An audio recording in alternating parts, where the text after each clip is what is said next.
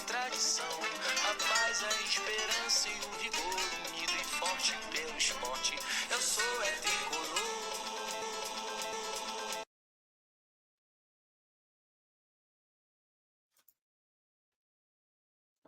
Bom dia, galera. Saudações tricolores. Bom dia a todos que estão nos seguindo.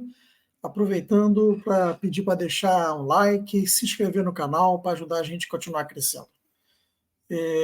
Hoje estou aqui para falar sobre pós-jogo, conforme já falei em algumas lives, né? Eu não costumo fazer pós-jogo logo depois do jogo, porque a emoção está muito exaltada, e aí eu prefiro deixar no dia seguinte, que eu já estou mais calmo, mais ponderado, né? Não temos aqui nem o Charlinho e nem o Roberto Espíndola, mas que a gente vai bater um papo rápido sobre o pós-jogo, e no próximo vídeo eles vão estar conosco.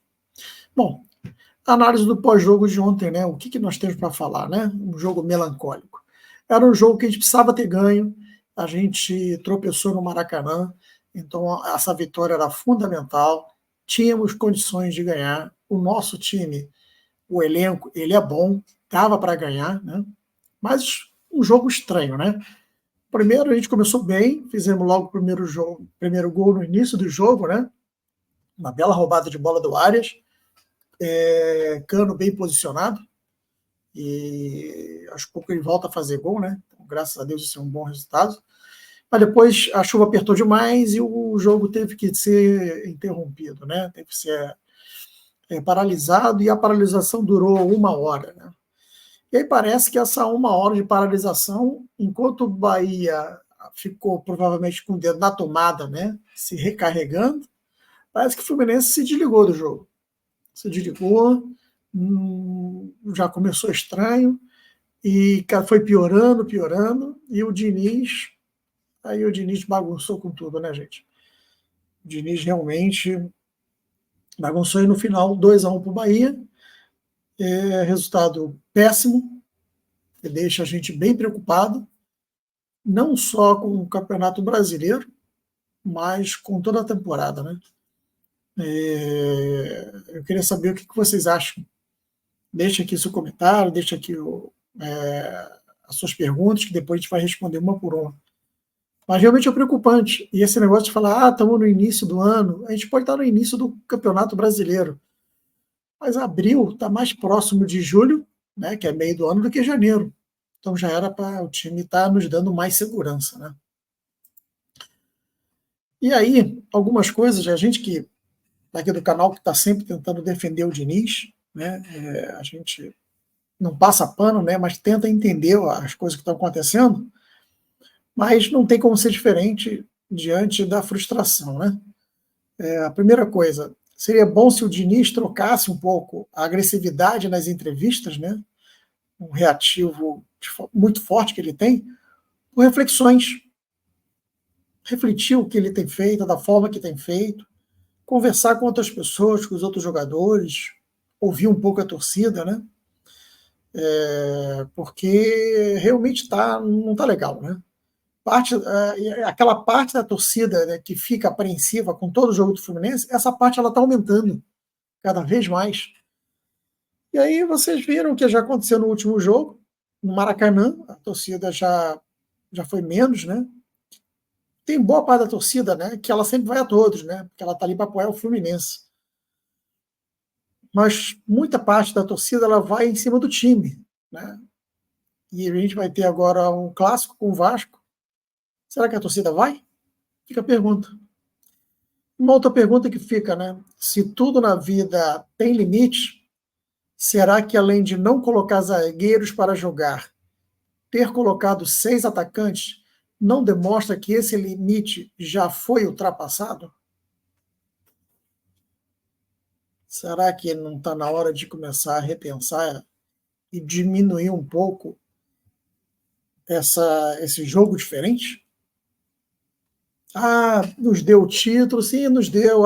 Então quer dizer, como ele falou na entrevista, quer dizer então que contra o Inter deu certo e agora não está dando?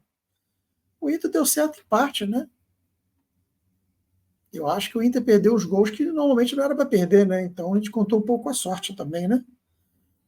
Tudo bem, a sorte acompanha a competência, né? Mas não dá para toda entrevista estar colocando o jogo do Inter como sendo o jogo libertador para fazer qualquer coisa, né?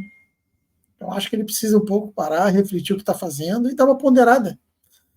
Da mesma forma que ele fez, né? Da primeira passagem pelo Fluminense para essa que ele está fazendo, né?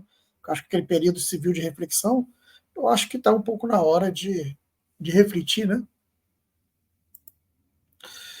Ontem, zagueiros relacionados, a gente tinha o Manuel, tinha o Felipe Andrade e tinha o Antônio Carlos. O Antônio Carlos ainda não encaixou, não resolveu, mas é um zagueiro, né? E o Felipe Andrade, ele está pedindo passagem, né, gente? A gente costuma dizer que na hora que o Felipe Andrade entrar como titular, a Tascada não sai mais. Será que esse que é o medo? Ele está pedindo passagem. Ontem, será que não poderia ter começado já com o Manuel e o Felipe Andrade? E aí fica mais uma pergunta, né? O que custava ter colocado os zagueiros para jogarem nesse jogo? No caso, o Manuel, o Felipe Andrade, ou o próprio Antônio Carlos, de uma forma que da forma que a torcida vem pedindo, né? Custa atender a torcida, nem que seja para diminuir um pouco a apreensão que a torcida está ficando. Eu acho que não custava o Diniz atender, né? De vez em quando, né? Nem que seja para depois falar, tá vendo, torcida? Vocês estão pedindo, não adianta de nada. É o que eu estou falando, não é o zagueiro, é a construção da jogada. Não custa tentar. O fato de não tentar custou ontem. Ou o que pensa a torcida não tem importância. Talvez seja na hora do Mário e do Angione sentarem com o Diniz para conversar, já que talvez sejam as duas únicas pessoas que ele deve ouvir, né? Para ver se ele dá uma ponderada, né? Ontem na live do pós-jogo do Vilela, né? Eu fico pensando, né? O Vilela viaja todo o jogo, cara, e ele para tudo quanto é lugar. E ele nos representa, né? E eu já falei várias vezes, o Vilela é um cara fantástico, e toda vez que ele está viajando para ver o time, ele representa a nossa torcida, né? Mas ontem ele veio com uma frase que me fez refletir, né? Aquela tristeza, né? Naquele momento de frustração, né? Ele falou: não consigo visualizar uma recuperação agora. Primeiro, não temos técnico, né, disponível no mercado. Tinha o Cuca aí, que agora está no Atlético Paranaense e está fazendo o Atlético voar. Então não temos técnico disponível. E mesmo se tivesse, entrar agora é começar um trabalho até todos acostumarem com o novo estilo de jogo. Acabou a temporada. Então, diante disso, não é o momento realmente de trocar de técnico. A gente vai ter que ir com ele até o final, com o risco da gente perder a temporada já no meio do ano. Se continuar nesse aí, vai ficar difícil, né? Então eu concordo com o Vilela. Não consigo visualizar uma recuperação agora. O Thiago Silva está para chegar. A gente vem batendo aqui essa tecla desde o início do ano, né? Com a informação que a gente tem que ele tem até um pré-contrato com a gente, assinado. Isso não é garantia, né? Mas é um pré-contrato. Vamos supor que ele venha. O Diniz vai continuar jogando com um zagueiro? E aí ele vindo, ficando apenas ele como zaga, vai adiantar? Acho que não adiantar. Né? Então, só consigo visualizar uma recuperação já. É o Diniz repensar algumas coisas, né? E dar uma ponderada. Né? Fato nós temos uma enorme gratidão ao Diniz pela conquista da Libertadores, pela conquista da Recopa.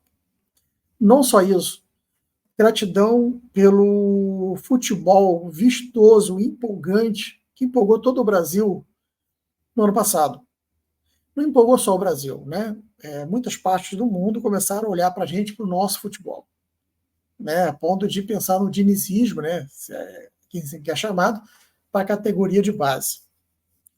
Porém, esse ano, né, como já era de esperado, os outros times, os outros técnicos aprenderam a jogar contra o time de Diniz, né? E está dificultando cada vez mais. E para piorar, se antes a gente, ano passado, existia sempre uma dúvida de qual o time que o Diniz iria escalar, né? E o fator surpresa muitas vezes ajuda, dessa vez não está tendo surpresa. Ou vocês estão tendo? Algum de vocês está tendo? Se está tendo, escreve aqui para deixar. Escreve no comentário. Porque não está tendo. Já está sabendo. E está treinando da forma que vai jogar.